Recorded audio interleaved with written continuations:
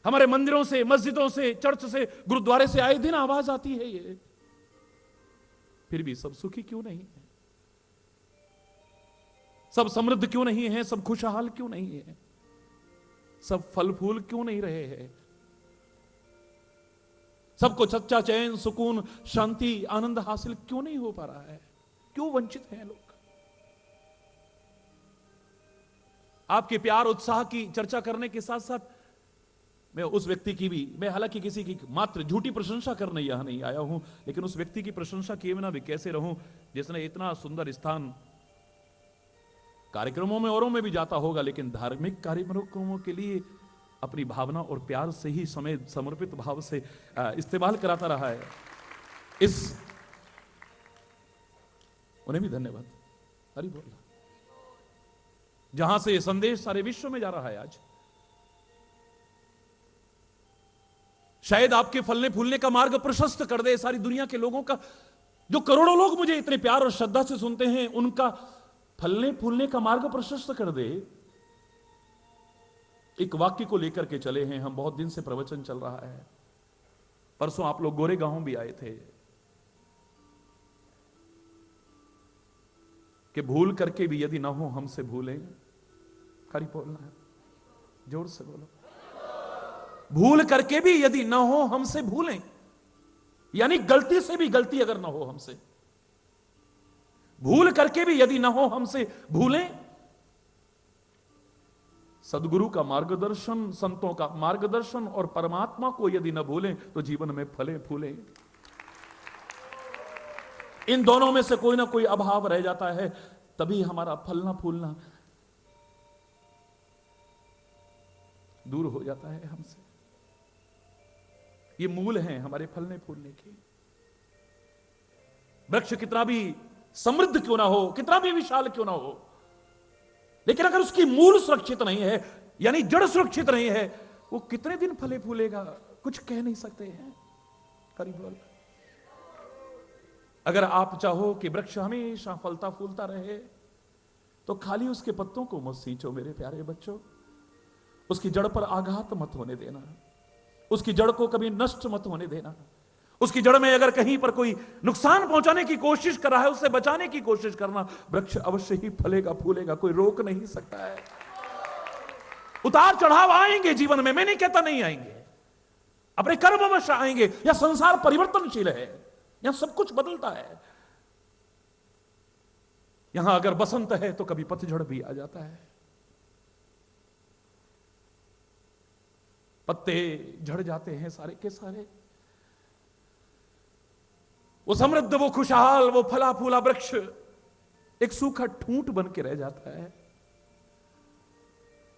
अज्ञानी लोग उसे बेकार समझ करके काट के भी फेंक देते हैं कई बार, लेकिन समझदार जानता है ये पतझड़ का मौसम है, परिवर्तन आया है तो आगे भी परिवर्तन आएगा।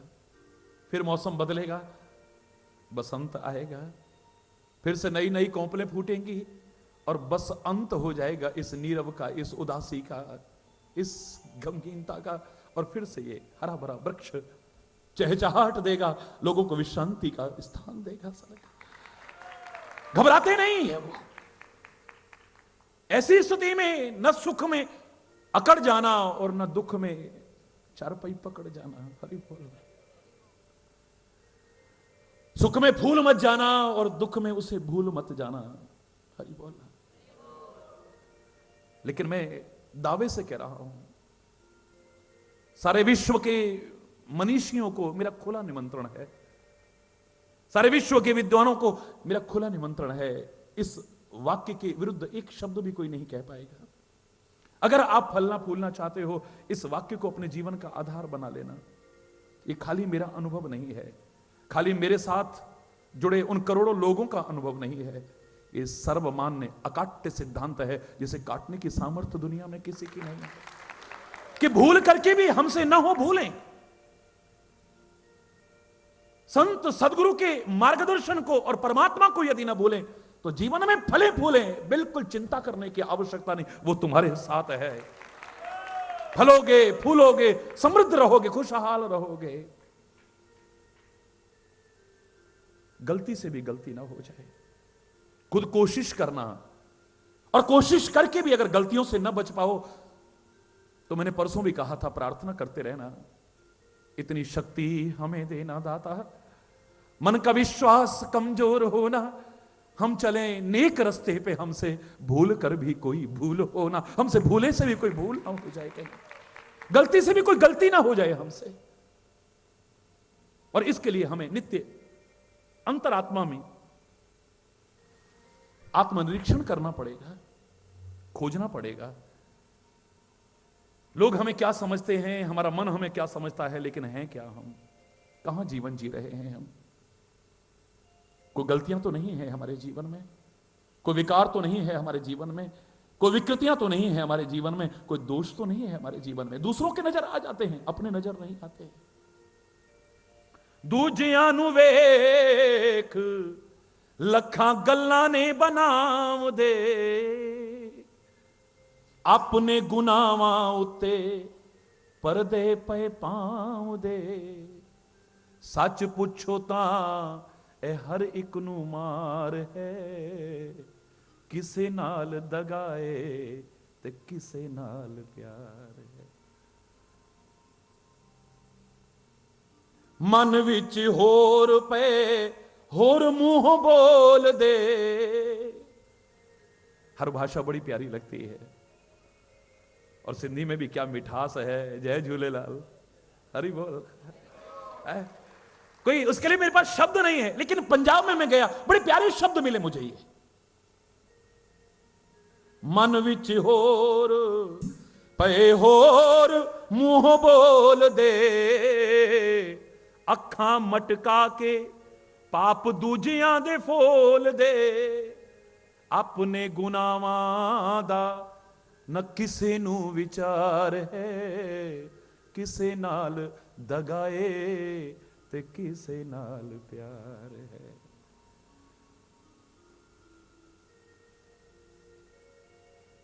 किसे नू भी वेख पावें अपना बना के, ओही बन जाएगा बेगाना समय पाके। ओही बन जाएगा बेगाना समय पाके। रब दे बिना ना कोई सच्चा गमख्वार है, किसे नाल दगाए ते किसे नाल प्यार है। मैं दूजे किसे दे गुनाहां वल नजर दौड़ावां क्यों, मैं किसे दे गुनाहां वल नजर दौड़ावां क्यों। आप जे न समझा दूजे नू समझावां क्यों, आप जे न समझा दूजे नू समझावां क्यों। खोजोगे ना तो अंदर से आवाज आएगी, मेरा मन तां ए आप गुनहगार है, मेरा मन तां ए आप गुनहगार है। किसे नाल दगाए ते किसे नाल प्यार। हरि बोल, हरि बोल। मैं किसके गुनाहों पर नजर दौड़ाऊं, किसकी कमियों पर उल्लेख करूं। प्रकृति सिखा रही है कि जब कभी किसी की कमियां और बुराइयां देख करके मैंने उंगली उठाई उसकी ओर, 3 उंगली और 1 अंगूठा मेरी ओर आता है, जो इशारा कर रहा है कि दोष दूसरों के नहीं, काश तू अपने देखता तो तेरा जीवन संवर जाता, बन जाता तेरा जीवन। लाख देखा कबीर ने, नमन है उस महापुरुष को।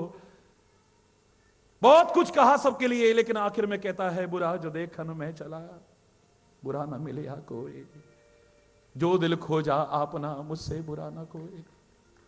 कबीरा तेरी झोंपड़ी गलकटियन के पास, करेगा सो भरेगा, तू क्यों होए उदास, तू अपना काम देखना।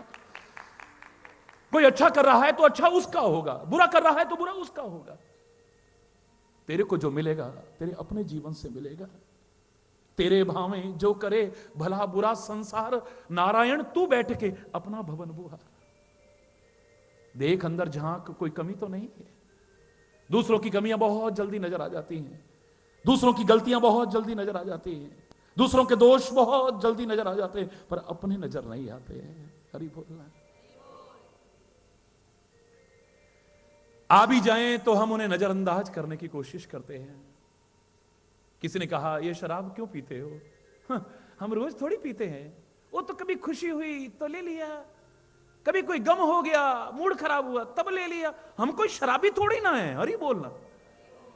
अपने दोष को, अपने बुरे व्यसन को, अपनी कमी को नजरअंदाज करने की कोशिश करते हैं, कोई ना कोई बहाना बना करके। ये कोई ज्यादा बड़ी बात नहीं है, हम बहुत बड़े वो नहीं, बहुत छोटी सी तो कमी है। ये छोटी छोटी कमियां ही एक दिन बड़ी बनती हैं और हमारे जीवन का पतन कर देती है, नाश कर देती है हमारे जीवन का। ये छोटी छोटी कमियां ही एक दिन बहुत बड़ी कमियां बनती हैं मेरे प्यारे बच्चों। ये छोटे छोटे दोष ही एक दिन बहुत बड़े दोष बन जाते हैं। छोटे छोटे विकार ही एक दिन बहुत बड़े विकार बन जाते हैं।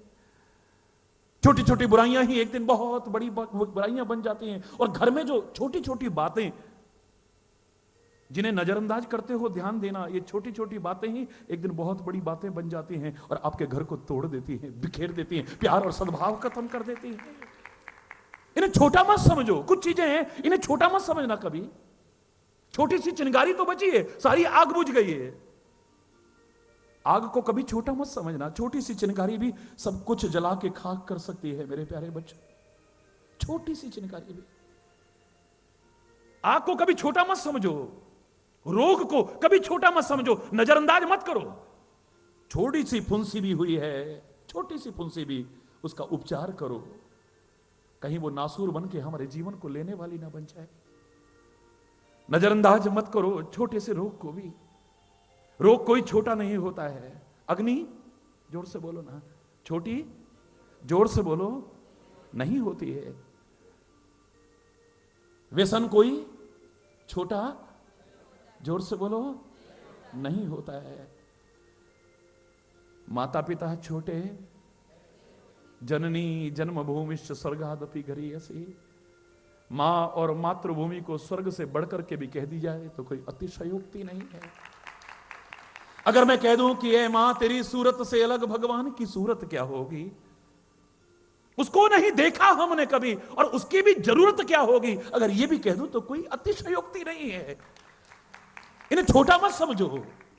एक के माता पिता राष्ट्रपति और प्रधानमंत्री बन जाएं और एक के माता पिता सड़क पर पत्थर तोड़ते हो या घास काटते हो, कौन छोटा है कौन बड़ा है बोलो ना। प्रसव पीड़ा सबने झेली है। 9-10 महीने गर्भ में तुम्हें उसने भी रखा है, उसने भी रखा है। जीवन और मौत के बीच झूलते हुए जो तुम्हें जन्म दिया था, उस मां का उस एक घड़ी का कर्जा तुम 1000 जन्म लेकर के भी चुकाने की सामर्थ्य नहीं रखते। ये मां, ये पिता छोटे बड़े नहीं होते, छोटा नहीं होता, इसे छोटा मत समझना कभी। धरती पर रूप मां बाप का उस विधाता की पहचान है। अरे बोलना। संत को कभी छोटा मत समझना। ये मत सोचना कि स्वामी हरि चैतन्यपुरी जी ही बहुत बड़े महाराज जी है। ना ना ना ना, कोई संत छोटा नहीं है। लोगों को भ्रम हुआ था 12 वर्ष का और फिर 15 वर्ष का मात्र। वो संत ज्ञानेश्वर, उम्र क्या है उसकी? बड़े बड़े भी नतमस्तक हो गए और हो रहे और आगे भी होते रहेंगे। कोई छोटा नहीं है। यहां बिना पढ़ा लिखा कबीर भी वही स्थान रखता है जितना कि जगत गुरु आदि शंकराचार्य स्थान रखता है, वेदों का ज्ञाता। जिसके अंदर संतता है वो संत कोई छोटा नहीं है। हरि बोल। जिसकी महिमा परमात्मा अपने मुख से गाते हो, वेद शास्त्र भी जिसका पार ना पा सकते हो, उस संत की कभी छोटा मत समझना। गुरु को कभी, जोर से बोलो ना, छोटा। गुरुर ब्रह्मा गुरुर विष्णु गुरुर्देव महेश्वर गुरु साक्षात परब्रह्म तस्मै श्री गुरवे नमः। शिष्य की निगाह में अगर साक्षात इस धरा पर परमात्मा का स्वरूप भी कोई है तो सदगुरु है। अगर ये कह दो तो कोई अतिशयोक्ति नहीं है।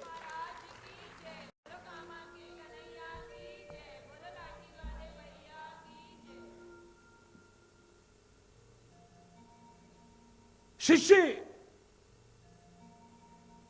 गुरु को मात्र मानव ना समझे, छोटा ना समझे, लेकिन गुरु अपने आप को भगवान ना समझ बैठे, मामला गड़बड़ हो जाता है। यही गड़बड़ होता है। शिष्य गुरु को भगवान से कम भी ना समझे, लेकिन गुरु अपने आप को भगवान, हरि बोलना, न समझ बैठे मामला गड़बड़ हो जाएगा। हरि बोल। गुरु कोई छोटे नहीं होते हैं। परमात्मा का नाम कौन सा छोटा है, कौन सा बड़ा है? परमात्मा का नाम कोई छोटा नहीं है। तुम्हारी श्रद्धा छोटी हो सकती है, तुम्हारा विश्वास छोटा हो सकता है, तुम्हारी भक्ति छोटी हो सकती है, तुम्हारा प्यार छोटा बड़ा हो सकता है, लेकिन अगर सच्ची श्रद्धा, सच्चा विश्वास, सच्चा प्यार और भावना से लो, जिस नाम को लो तुम सब कुछ पा सकते हो। कोई मुश्किल नहीं है, कोई नाम छोटा बड़ा नहीं है, कोई सा भी। कोई कहे कि गायत्री मंत्र से ही सब कुछ मिलता है, कोई कहे कि राम नाम से सब कुछ मिलता है, कोई कहते कि कृष्ण नाम से मिलता है, कोई कहेगा दुर्गा नाम से मिलता है, कोई कहे शिव नाम से मिलता है, कोई कहे वाहेगुरु नाम से मिलता है, कोई कहे अल्लाह नाम से मिलता है। अरे किसी भी नाम से मिल सकता है। जहां तुम्हारा विश्वास है तुम्हें वहां से सब कुछ ना मिल जाए, और जहां नहीं है तो फिर कहीं भी कुछ भी लेते रहो, कुछ नहीं मिलने वाला है। भगवान का नाम कोई छोटा नहीं है। हरि बोल।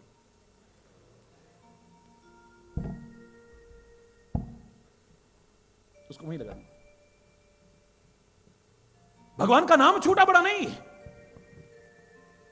ये कुछ चीजों को छोटा कभी मत समझना मेरे प्यारे बच्चों, मेरे प्यारे भाइयों, मेरी प्यारी बहनों।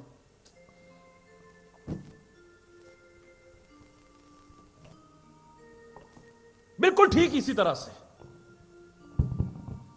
सांप कौन सा छोटा है? हो सकता है 8 फुट लंबा नाग भी जहरीला ना हो और छोटा सा सांप भी जीवन को लेने वाला हो जाए, क्या पता है? सांप छोटा, जोर से बोलो ना। ये किस चीजों को छोटा मत समझो। ठीक इसी तरह से अपने विकारों को, अपनी कमियों को, अपने दोषों को छोटा मत समझना कभी। ये छोटी छोटी कमियां ही हमारे जीवन को तबाह कर देती हैं।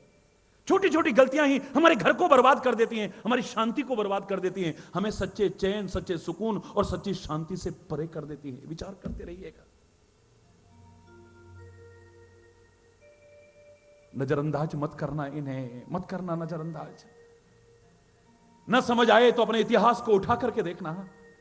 छोटी छोटी गलतियों ने किस किस को क्या क्या कष्ट उठाने को मजबूर नहीं किया है, बाध्य नहीं किया है।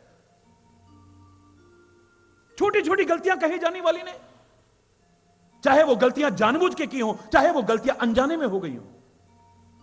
जैसे जहर जानबूझ के पिए तभी नहीं मरते हैं, अनजाने में पी जाएं तब भी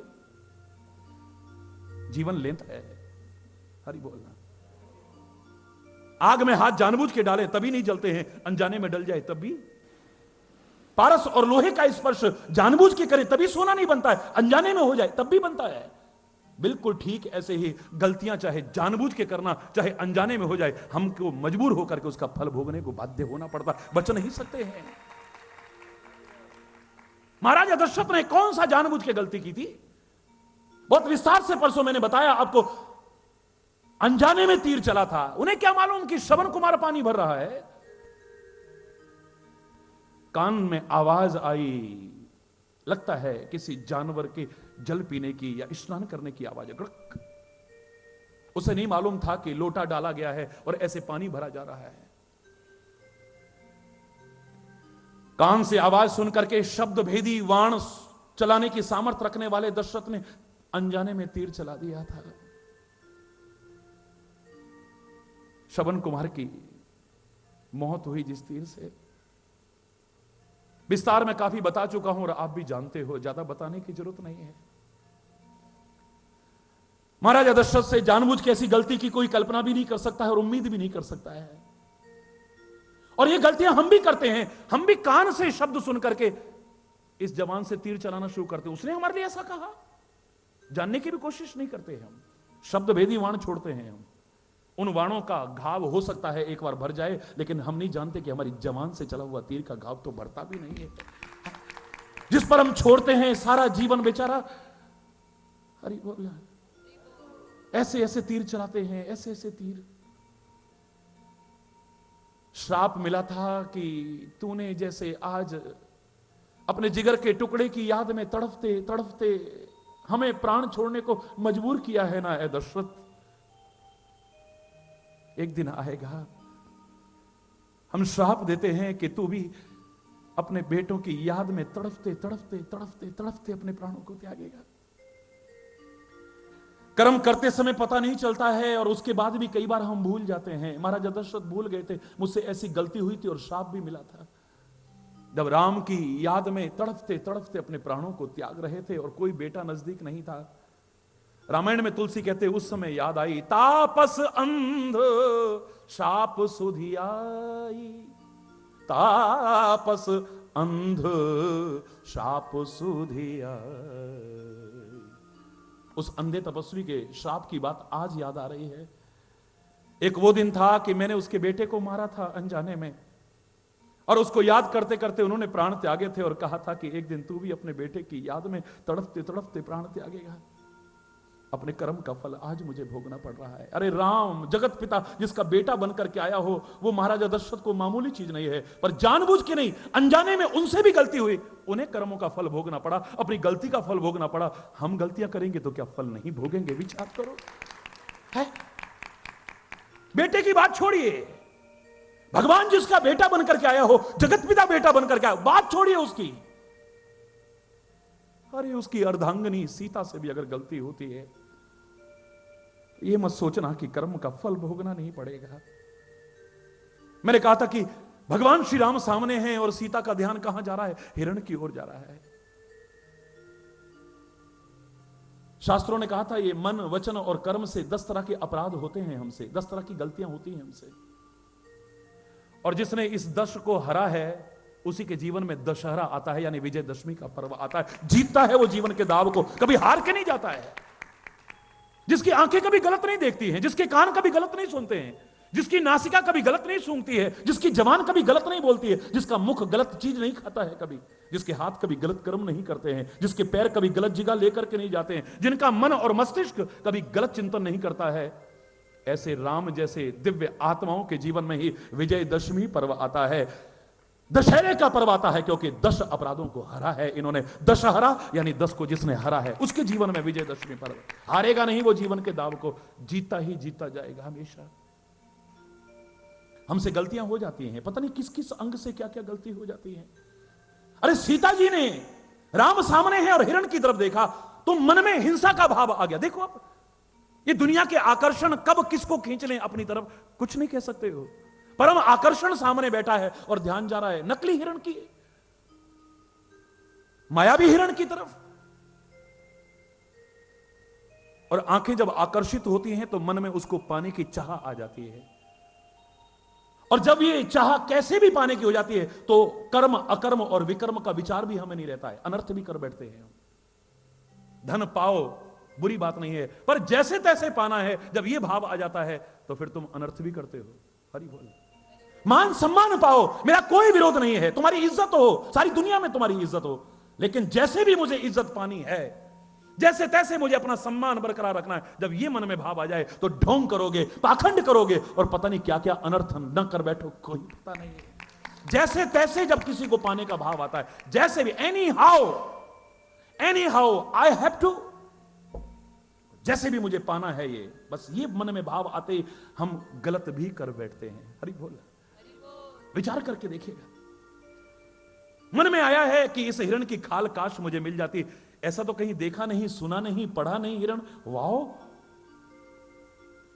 ए परमात्मा, आपका तो निशाना बड़ा अचूक है, अमोघ है, जाओ ना इसका वध करके आओ। अवध नरेश, अवध माने जहां किसी का वध न होता हो, उस अवध के नरेश से वध करने के लिए कह रहे, सत्य संद प्रभु वध कर एही, आनहु चरम कहत वेदेही।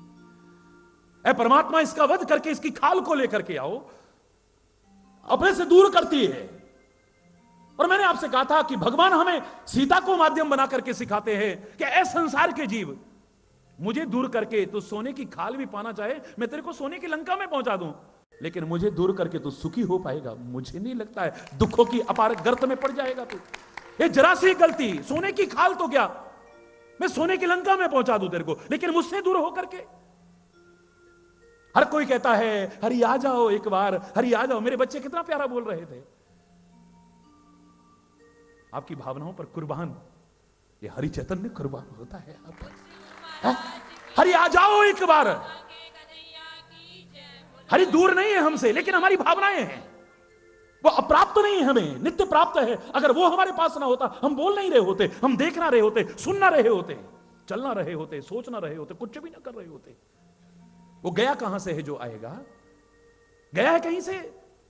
अगर कहीं से आना होता उसे, तो गजराज कब का मर चुका होता। कब पुकारा? जब तिल भर सूंड बची है, तब पुकारा। कहीं से आना होता और आने में जरा सी भी देर हो जाती तो शायद गजराज न बचता। कहीं से आना होता तो द्रौपदी की कहा लाज कब की लुट चुकी होती। कितनी सी साड़ी होती है, उसमें से भी ज्यादातर खींच चुकी है? दुशासन के सबल हाथ खींच रहे हैं उसे। और कब पुकारी है? जब पांचों पतियों से निराश हो गई है, उन्होंने कोई सहायता नहीं की है। जब धर्म सभासदों ने कोई सहायता नहीं की है, जब कुल के बड़े बुजुर्गों ने सहायता नहीं की और अपनी ताकत भी काम नहीं आई, तब दोनों हाथ छोड़ के कहा केशव हे द्वारिकावासिन पधारो, मेरी लाज बचाओ। अगर कहीं से आना होता तो लाज लुट गई होती। 5 गज की साड़ी कितनी होती है? कितने अवतार सुने होंगे आपने, लेकिन मेरे महापुरुष कहते हैं प्रभु का ऐसा अनूठा अवतार तुमने नहीं सुना होगा। आज तो प्रभु ने साड़ी का ही अवतार ले लिया, पता ही नहीं चला कि नारी में साड़ी है या साड़ी में नारी है। खींचते खींचते हार गया है। 10,000 गज बल घट्यो, घट्यो न 10 गज चीर, कहा करे वैरी प्रबल जो सहाय रघुवीर। 10,000 हाथियों की ताकत वाला दुशासन हार गया है, लेकिन साड़ी कौन सी फैक्ट्री की साड़ी थी वो बता सकता है कोई? इतिहास उठा करके बड़े बड़े इतिहासकारों को, ज्यादा पुराना समय नहीं है, 5,500 वर्ष ही तो हुए हैं। इतिहासकार तो लाखों लाखों वर्ष की खोज करके ले आते हैं। खुला चैलेंज है मेरा, मुझे ढूंढ के दिखाएं कि कौन सी फैक्ट्री का कपड़ा था वो। नहीं ढूंढ पाएंगे। किसी फैक्ट्री का ठप्पा नहीं लगा था, कहीं से नहीं आया था। साड़ी न उतर जाए, मेरे प्रभु ने साड़ी का ही रूप धारण कर लिया। वसन रूप भय श्याम, सूरदास भी कहता है आज तो परमात्मा ने वसन का ही रूप धारण कर लिया है, वो कपड़े का ही रूप धारण कर लिया है। लेकिन जरा जरा सी गलतियों के कारण क्या क्या परिणाम भोगना पड़ता है हमें। पर मैं आपसे कह रहा हूं, कितनी सुंदर भावना है। हरि आ जाओ एक बार, तो क्या बार बार ना हो? अरे एक बार आ गया तो फिर हम दूर कहां हो पाएंगे उससे, कोई दिक्कत नहीं। एक बार आए तो सही, वो एक बार अंदर आने में ही दिक्कत है, एक बार आ जाए तो फिर निकलता ही नहीं है। ऐसा आकर्षण है वो। हरि बोल, बोलते रहना। हर कोई कहता है हरि आ जाओ एक बार, लेकिन ये कहती है जाओ उसका वध करके लाओ। एक क्षण दूर न रहने वाली सीता आज कहती है जाओ। हिरण के पीछे भागेंगे तो टाइम, इतनी दूर कैसे रहेगी प्रभु के बिना, कैसे रहेगी? प्रभु कहते हैं मुझे दूर करके, अजीब तू ये तुच्छ पदार्थ चाहता है। अरे नकली सोने की खाल तो क्या, सोने की लंका में पहुंचा दूं, लेकिन तू सुखी नहीं होगा मुझसे दूर होकर के। धर्म साथ है, परमात्मा साथ है, और अपने सत्कर्म कर रहे हो तभी सुखी रह सकते हो, समृद्ध रह सकते हो, वरना नहीं रह सकते हो। ये आंख से जरा सी गलती हुई, सीता को कितना कष्ट उठाना पड़ा बोलो। हम गलतियां करेंगे तो, हम गलतियां करेंगे तो कष्टों से बचेंगे। मुझसे कोरी कथा नहीं होती है मेरे प्यारे बच्चों। जरा सी गलती हुई है, जरा सी गलती। लक्ष्मण ने समझाया ये राक्षस की माया है जो राम की आवाज की नकल करके पुकार रहा है। वो हा लक्ष्मण, ये मेरे प्रभु नहीं पुकार रहे, नहीं भैया संकट में, जाओ लक्ष्मण। भ्रकुटी विलास सृष्टि लय होई, सपने हु संकट पर ही किसोई। जिसके जरा सी भ्रकुटी के इशारे से सृष्टि में प्रलय आ जाए, प्रत्यक्ष में तो क्या अप्रत्यक्ष में भी, सपने में भी कभी वो संकट में आ जाए, हे मां मैं स्वीकार करने को तैयार नहीं। मेरे भैया परमात्मा है, जगदीश्वर है वो, काल के भी काल, महाकाल है वो, उन पर संकट नहीं। तुम्हारे मन में लगता है कोई खोट है, तुम नहीं जा रहे हो, ये जरा सी गलती हुई है। जवान से लक्ष्मण जैसे प्यारे बेटे के लिए जो मां से ज्यादा कुछ नहीं मानता है अपनी भाभी को। सुग्रीव ने कहा था कि प्रभु आप एक नारी की खोज कर रहे हैं, अपनी पत्नी की, कहीं वो आपकी पत्नी ही तो नहीं थी? आकाश मार्ग से एक राक्षस की चंगुल में जाती हुई एक नारी ने कुछ वस्त्र आभूषण गिराए हैं, देखो कहीं ये हमारी माता सीता के तो नहीं है? लीलाधारी मेरे परमात्मा तो आंखों में आंसू भर के कहते हैं लक्ष्मण तुम देखो, मेरा मन इसमें ठीक नहीं है, तुम पहचानो। काफी देर हो गई, लक्ष्मण ने कोई जवाब नहीं दिया, तो श्री राम कहते हैं भैया बताओ ना, सीता के हैं वस्त्र आभूषण? कैसे बताऊं स्वामी, मैंने मां के चरणों के अलावा कभी कुछ देखा ही नहीं। और ये जितने आभूषण हैं सब चरणों से ऊपर ऊपर के हैं, तो मैं कैसे पहचानूं? जो मां मानता है, जिसके मन में कभी दुर्भावना नहीं आई, कोई विकार नहीं आया है, आज सीता कहती है लगता है तुम्हारे मन में कोई खोट है जो भाई की मदद करने नहीं जा रहे हो। मरम बचन सीता जब बोला, हरि प्रेरित लक्ष्मण मन डोला। लेकिन फिर भी विवेक को नहीं खोया है। रेखा खींचिए। मां क्षमा करना अपराध, मैं जाना नहीं चाहता था, भैया की आज्ञा नहीं है मुझे यहां से छोड़ने की, लेकिन आप कहती हो तो मैं जाता हूं, लेकिन इस रेखा को पार ना करना। किसी की सामर्थ्य नहीं है जो इस लक्ष्मण रेखा के अंदर प्रवेश कर जाए। कैसा भी कोई ताकतवर आए, कैसा भी कोई इसके अंदर प्रवेश नहीं कर पाएगा। बस आप बाहर मत निकलना। लेकिन फिर गलती हो गई, उस रेखा को पार कर गई है। वो रेखा क्या है? सीमा रेखा है। मैंने उस दिन भी कहा आपसे, वो रेखा क्या है? मर्यादा रेखा है। अपनी लिमिट्स को क्रॉस कर जाते हो। तुम्हें बोलते हुए पता नहीं चलता किससे क्या बोल रहे हो, तुम व्यवहार करते हुए पता नहीं चलता कि तुम किससे क्या व्यवहार कर रहे हो। बड़े छोटे का भी लिहाज नहीं करते हो। कई बार जहां तुम अपनी लिमिट्स को क्रॉस कर जाते हो, मर्यादाओं को छोड़ देते हो, अपने लक्षणों को खत्म कर देते हो। ये लक्ष्मण रेखा लक्षण रेखा है, क्योंकि लक्ष्मण का नाम लक्षण से रखा गया है। लक्षण धाम राम प्रिय, सकल जगत आधार, गुरु वशिष्ठ ते ही राखा, लक्ष्मण नाम उदार। ये लक्ष्मण कौन है? लक्षणों का भंडार है। तुम्हारे लक्षण खत्म हो जाते हैं। तुम्हें देख करके लगता ही नहीं कि तुम मानव हो, तुम्हें देख करके लगता ही नहीं कि तुम पुत्र हो, तुम्हें देख करके कई बार लगता ही नहीं कि तुम शिष्य हो, तुम्हें देख करके लगता ही नहीं कई बार भक्त हो। जब तुम अपने लक्षणों को खोते हो तो फिर संकटों में पड़ना स्वाभाविक है, बच नहीं सकते। जब अपने लक्षणों का परित्याग कर देते हो, आदमी की पहचान लक्षणों से ही तो होती है। कड़वा बोल रहा हो और हम कहें कि ये कोयल है, कोई मानेगा? कोई नहीं सकता है। How it can be possible? ये हो ही नहीं सकती है। मीठा आवाज आ रही हो और हम कहें कि कौवा बोल रहा है, विश्वास करेगा कोई? घास खाता हुआ, मिमियाता हुआ, घबराता हुआ जंगल में मिल जाए, हमारी आंखें कह रही हैं शेर है, लेकिन दिल स्वीकार करेगा ये शेर हो सकता है? नहीं, शेर के लक्षण ही नहीं है। आंख कहती है शेर है, लेकिन दिमाग और दिल मानने को तैयार नहीं है, क्योंकि लक्षण खत्म है। शेर तो घास खाता ही नहीं, शेर तो ऐसे मिमियाता ही नहीं, शेर तो किससे घबराता नहीं है। ये क्या हो रहा है? What's happening? ये नहीं हो सकता है। शेर लक्षण नहीं है। कोई पशु पक्षी कीट मकोड़ा भी अपनी पहचान को खोता है तो हम उसे स्वीकार नहीं करते, अपने लक्षणों को खोता है, हमें नहीं मान लगता कि ये वही हो सकता है। हमारे शास्त्रों ने भी कहा कि मनुष्य भी जब अपने लक्षणों को खो देता है तो मनुष्य रूपेण मृगाश्चरन्ति, इसे मनुष्य मानने को मन नहीं करता है। ये मनुष्य रूप में फिर पशुतुल्य विचरण कर रहा है, कि लक्षण तो सारे पशुओं जैसे हैं, प्रवृत्तियां पशुओं जैसी हैं, कर्म पशुओं जैसे हैं, तो मानव कहलाने का अधिकारी नहीं हो सकता है। लक्षण जहां खो बैठते हैं हम, लक्षण अपनी सीमाओं को जहां त्याग देते हैं, अपनी मर्यादाओं को जहां त्याग देते हैं, तो सीता की तरह संकट में पड़ना फिर स्वाभाविक है। मैं नहीं चाहता कि तुम पर संकट आए कभी, इसलिए समझा रहा हूं।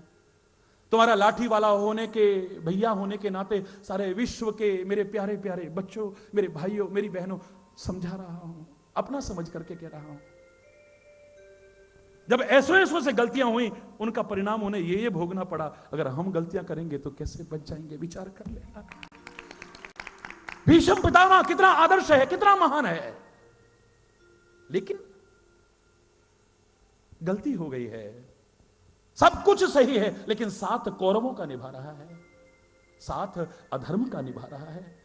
राज्य सिंहासन से बंधा था, दुर्योधन, दुशासन, शकुनी इनके बुरे कर्मों से नहीं बंधा था। अरे भरे दरबार में इतनी कहने की हिम्मत नहीं कर सका कि तुम कुलवधू की लाज लूट रहे हो, तुम्हें शर्म नहीं आती है? तीरों के समान चुभने वाले वचन आ रहे हैं, लेकिन उसके कान सुन रहे हैं, पर आंखें झुका करके बैठा हुआ है। विदुर की तरह नीति का पालन नहीं करता, या तो उठ के चला जाता, वरना शक्ति सामर्थ्य रहते विरोध तो करता। बस इस गलती ने ही उसे एक आदर्श व्यक्ति नहीं बनने दिया है, इतनी अच्छाइयां होते हुए महान व्यक्ति नहीं बनने दिया है। मैं कल बता रहा था कैकेयी का कितना सौभाग्य, देखो कितना सौभाग्य। कैकेयी नरेश की पुत्री, धर्मात्मा कैकेयी नरेश की पुत्री, कितना बड़ा सौभाग्य। चक्रवर्ती सम्राट परम धर्मात्मा महाराजा दशरथ की पत्नी बनने का सौभाग्य, कितना बड़ा सौभाग्य। विष्णु के अवतारी भरत की मां बनने का सौभाग्य। भरत कौन है? विष्णु का अवतारी है। विश्व भरण पोषण कर जोई, ताकर नाम भरत अस। जो विश्व का भरण पोषण करता है, और कौन करता है? विष्णु करता है। ये विष्णु के अवतारी हैं भरत, उनकी मां बनने का सौभाग्य मिला है। और इतना ही नहीं, महाविष्णु के यानी परब्रह्म परमात्मा श्री राम की मां कहलाने का सौभाग्य मिला है। इससे बड़ा सौभाग्य और क्या हो सकता है? लेकिन जरा सी गलती हो गई, जरा सी गलती। राम से इतना प्यार करने वाली, राम पर अपनी जान कुर्बान करने वाली वो कैकेयी गलत संगति में पड़ गई है। जरा सी मंत्रा के अनुसार अपने जीवन को ढाल लिया, मंत्रा के कहे पर चल गई, गलती कर बैठी, गलती कर बैठी, गलत संगति करके उसके अनुसार अपने जीवन को ढाल लिया। अरे अपने कर्मों पर निगाह रखो, दूसरे के अनुसार मत चला करो, सब अपने अपने कर्मों का फल भोगेंगे। परमात्मा ने तुम्हें बुद्धि दी है, विवेक दिया है, तुम किसी के कहने पर, किसी ने अच्छा कहा हम एकदम से हो जाते, और किसी ने बुरा कह दिया तो हमारे दिमाग खराब हो जाते एकदम से। ना हमने देखा, ना सुना, ना पढ़ा, ना जाना, ना कुछ, हरि बोलना। हम जबरदस्ती पाप के भागीदार बन जाते हैं, जबरदस्ती के, अनजाने में, अनजाने में। हमें नहीं पता कि गेहूं के साथ फिर घुन भी पिसता है। हरि बोलना। जब कष्ट और मुसीबत आएंगी तो हम भी नहीं बचेंगे। हरि बोलना है।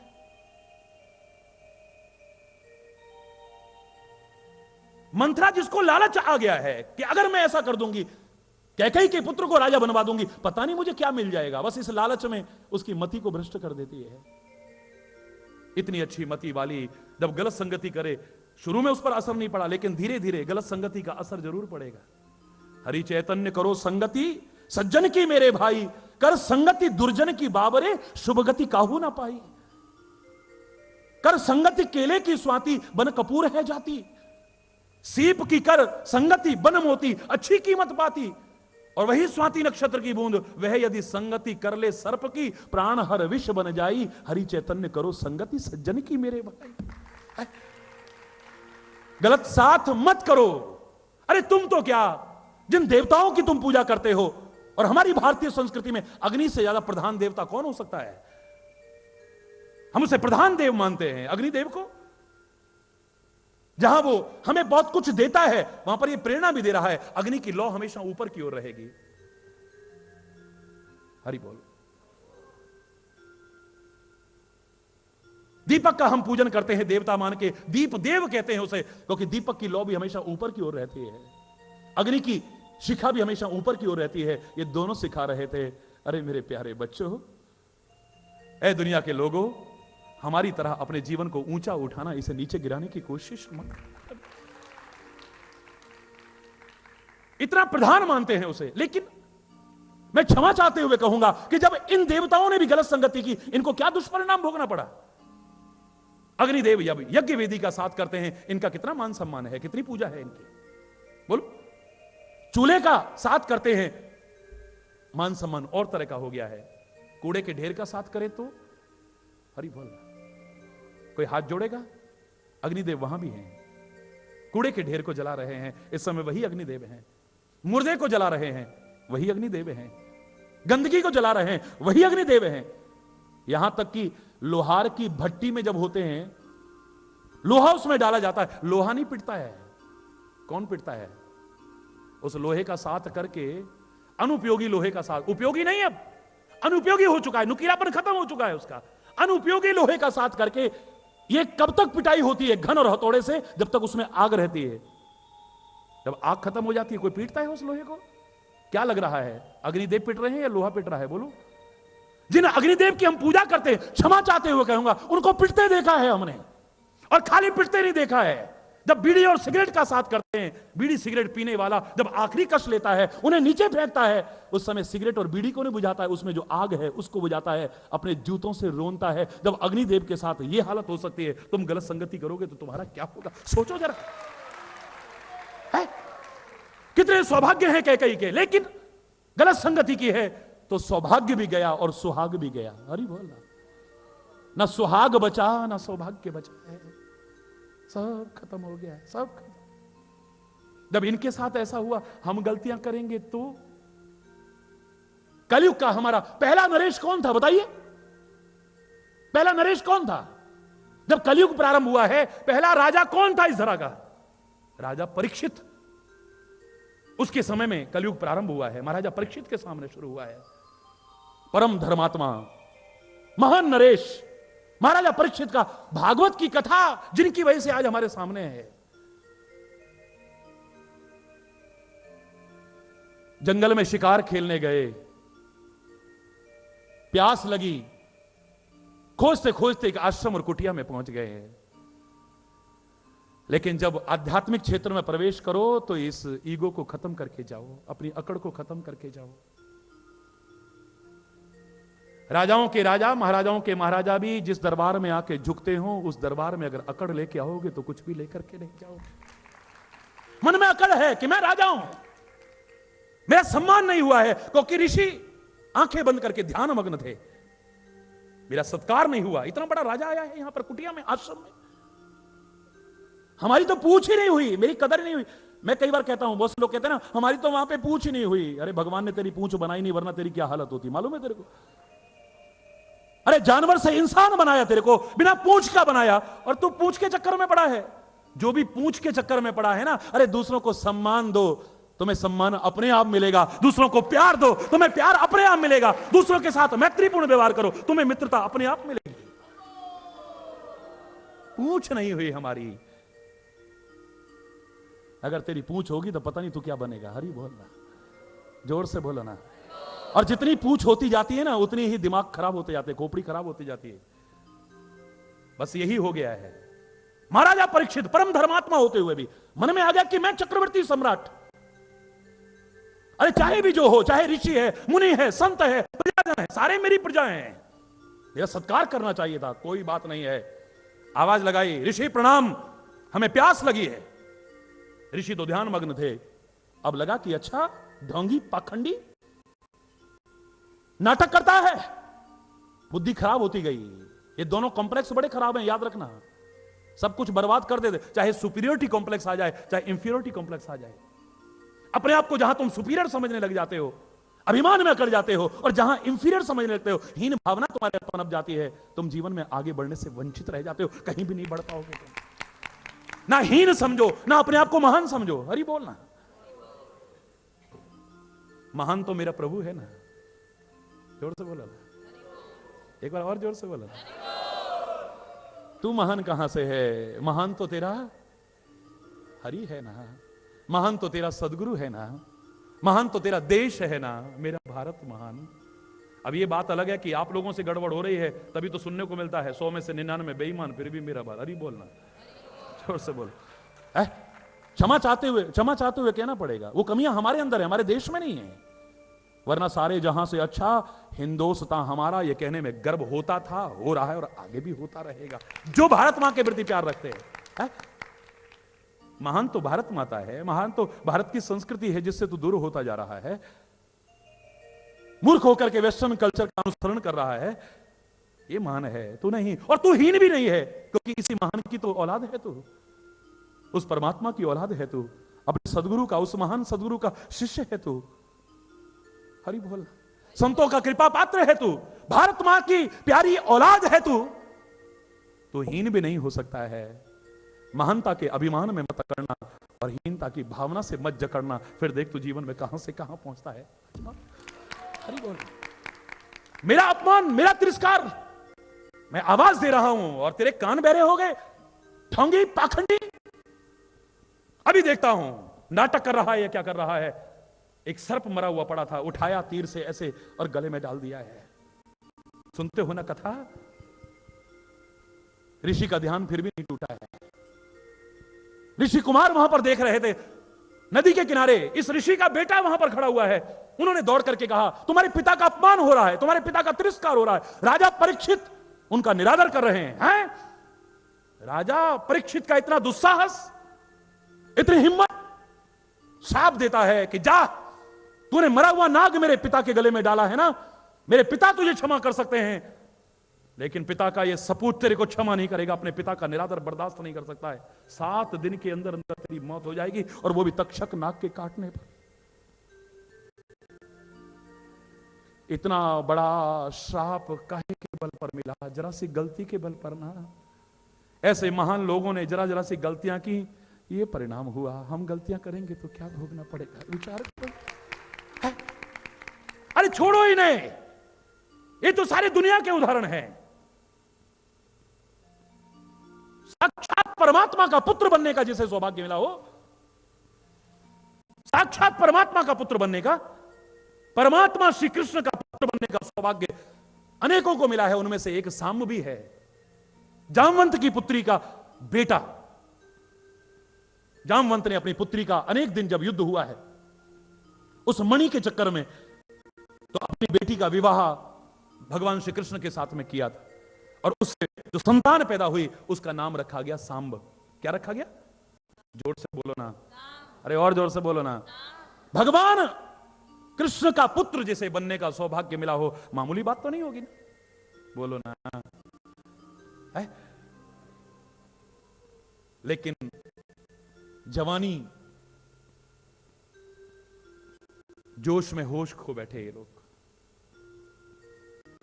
राज्य सत्ता उसके मद में चूर हो गए ये लोग। अपने रूप सौंदर्य के अभिमान में अकड़ गए ये लोग, और विभिन्न प्रकार की बुराइयां, व्यसन और गंदगी से जकड़ गए ये लोग।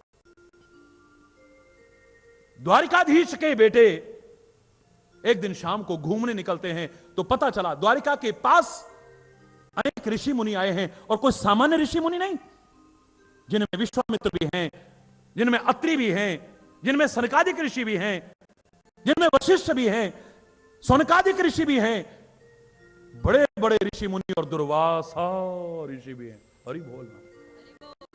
मन में आया, पता नहीं शराब के नशे में चूर थे या नहीं, लेकिन जवानी के नशे में बड़े चूर थे, अभिमान के नशे में बड़े चूर थे, राज्य सत्ता के मद में बड़े चूर थे ये। मन में आता है कि इन ऋषि मुनियों का मजाक उड़ाते हैं। आज बड़ी दुनिया कहती है ये अंतर्यामी हैं, सर्वज्ञ हैं, अभी हम परीक्षा करके देखते हैं। जामवंती के पुत्र को, सांब को बनाया नारी, साड़ी पहना करके, और उसके पेट के ऊपर बहुत सारे कपड़े रखे और कपड़ा बांध दिया। ऐसे लग रहा था जैसे गर्भवती नारी जा रही हो, घूंघट निकाल करके आगे बढ़े। ये कथा आपने सुनी होगी। हरि बोल।